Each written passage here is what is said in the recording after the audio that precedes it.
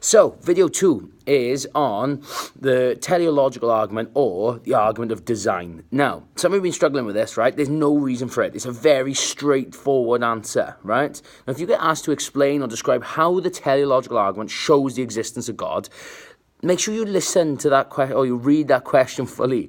Shows the existence of God. Don't just tell me what has been designed, okay? You need to say how that leads to a belief in God. Otherwise, what's the point? Now, the first thing you need to mention, right, is that you need to remember that this theory is being proposed by William Paley, okay? It's not Thomas Aquinas. I know you like to mix it up, but it's not, okay? Design is William Paley. Now, he was the person who came up with this argument, and he used an analogy for it, okay? So he said if a person came across a watch in an uninhabited place, right, and they found it, and they looked at it, right, they would find it difficult to believe that's just existed because of the cogs in it, the way that it works. Now, they would believe that surely that has been designed. It couldn't just happen by chance. Now, that's a watch. Think about the universe, okay? It is much, much bigger and far, far more complex. So just like a watch needs a designer, so does the universe. Now, who could be the best explanation as the designer?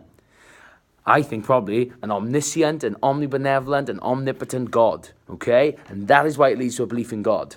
Now then, if you think about it, right, when it comes to design, there's lots of evidence of design, but they sort of center on three main things, okay? They center on, number one, the fact it's complex, okay? The world is complex, the world is beautiful, and the world is unique. Okay, so number one, about the complexity of the world. So thinking about things like DNA. All right, the fact that our genetic information was called, and that we've all got, was called the ability that we've been able to evolve. All right, that the idea was called, that those are complex things. They haven't just happened by chance. All right, therefore, if something's really complicated, then an omniscient God is a good explanation for it.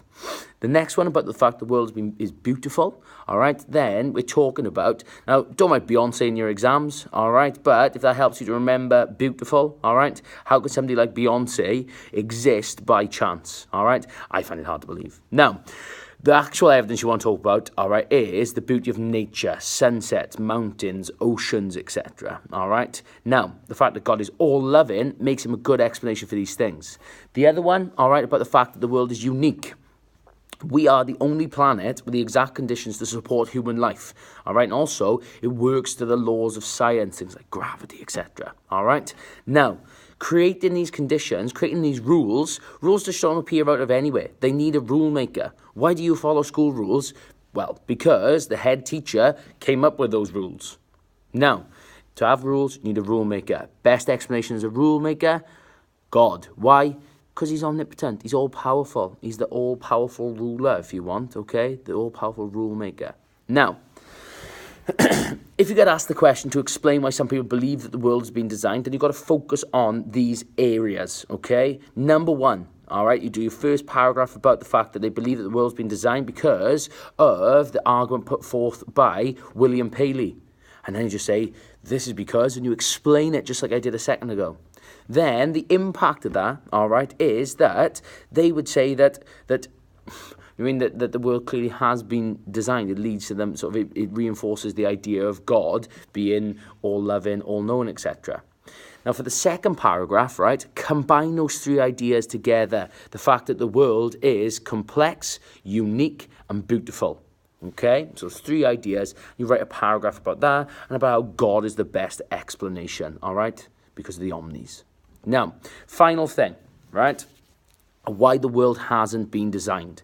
The whole thing of this is thinking about the imperfections, if you want, in the world. So, the two sort of main areas to focus on here would be, number one, all right, the fact that if God created the world and designed the world, why did he allow evil, all right, particularly natural evil, natural disasters? The world isn't perfect, okay? You've got things like tsunamis and hurricanes, all right, that, whilst humans contribute to that they happen naturally, okay? So they happen through the world, all right? So the impact of that is that it goes against the idea that God is, well, all-powerful and all-loving, all right? Now, the other one, okay, is the fact that if God was the designer, then why didn't he design all people perfectly, all right? So what I mean by that is that why are there people with disabilities, okay? So